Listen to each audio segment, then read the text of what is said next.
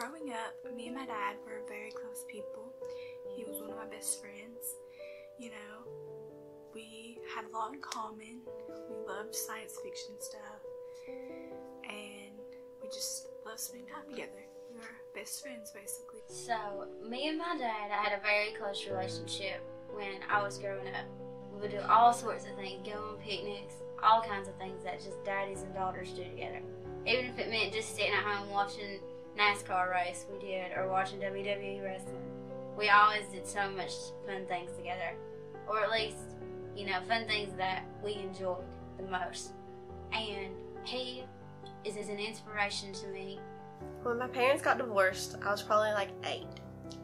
So I never really got to spend all that much time growing up with my dad, like every other weekend, I'd suppose.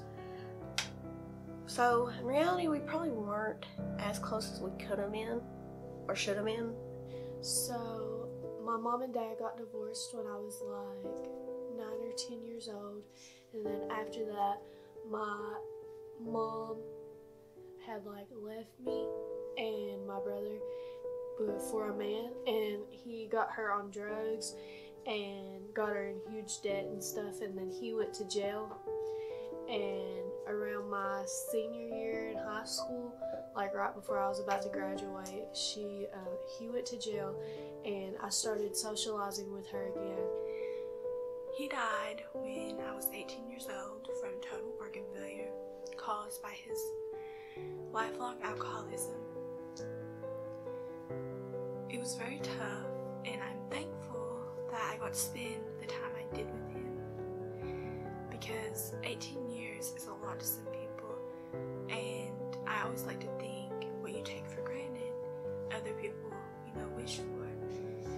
And that's why I think that it's very important to treat your parents good and spend as much time with them as you can, because the months leading up to his sickness and then his death, me and my dad weren't as close as we'd always been. You know, I was in college, I just started, and I was, you know, living my life up because I was a college student. And I always regret that I didn't spend more time with him before his death. I lost him when I was 14 years old, so I was very young, and I was still in middle school, and it was a horrible year because he was sick that entire year. He had battled cancer on and off over 10 years, and so year to year it seemed like there was always something going on in our family. When I was 17 is when he died. And I took it upon myself to make the decision so my grandma didn't have to. And now I just regret not being that close with him. But okay, so after he got out of jail, she went right back to him, and I stopped talking to her. Through this whole entire time, my brother still didn't socialize with her. My brother hasn't talked to my mother in 12 years, 12 years or something like that. And now she's married him. She didn't tell me when she was getting married, and she's not there for me emotionally. Sometimes she gives me money, like she's there for me financially, but she's never been there for me emotionally, really. Me and my sister were the ones who made the decision to take him off life support. He'd been asked to be sedated because he said that it would be too hard for him to have to say goodbye to me and my sister. So we basically, you know, he was already sedated when we got to see him for, you know, the last time. And I know he heard us because me and my sister were saying goodbye to him, you know, a tear ran down his cheek. And I always kind of remember that because it's like, I know he heard us, I know he heard what we were saying to him. And now I know that he's in a better place and that I'll see him again. And I know that it's what's the best for him and that he's no longer in pain. My family has never been the same since. There's just a part of us that is missing, a part of the holidays. Everything is so misconstrued now.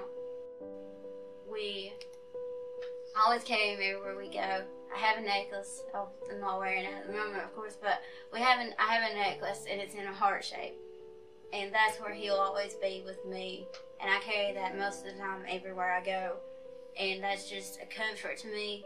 I wear it during finals, I wear it at church, I wear it during graduations, I wear it just about any time that something big is coming on, or something like with my mom. She's had surgeries and stuff, so she's had something major going on or anything, and I just need that little extra piece of comfort.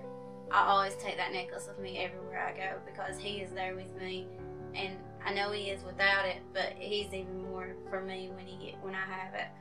He could make anybody laugh. He honestly was the light of the party, even though, you know, we kind of just hung out, just me, him, and Mom. But my mom's really suffered with being a widow at such a young age, and she has been a widow since she was 48, so she's been a widow for 7 years. And life is definitely a challenge. You don't realize just how much you truly miss someone until they're not there to comfort you, and they're not there to help you, they're not there to just be by your side to let you know that everything's going to be okay, and just a best friend and a companion to rely on. And he definitely was all of that for both of us. And our relationship I will always hold close to me. And the suffering that he went through, I just thank God that he doesn't have to go through that anymore. That he is with Jesus now, and one day I will see him again. And so much has happened in my life since he has passed away, good and bad. But one thing I can be certain of is that I will get to see him again. Now I try to spend more time with my little brother because he reminds me of him. And that's really my go-to person when I'm missing him, because he acts just like him and looks just like him. And it's so crazy. And now he's driving and it's just making me upset. It's been 3 years since my dad passed. It's really hard for a girl to grow up without her mother because there's some things that like I needed to learn from her, but I learned them on my own because I was living with my dad, my brother, and my uncle. So you can't really ask some like males about female stuff. So I grew up without a mom, but I mean, I'm fine now. Like, I mean, I learned all that stuff on my own, but overall, it was a lot harder, definitely.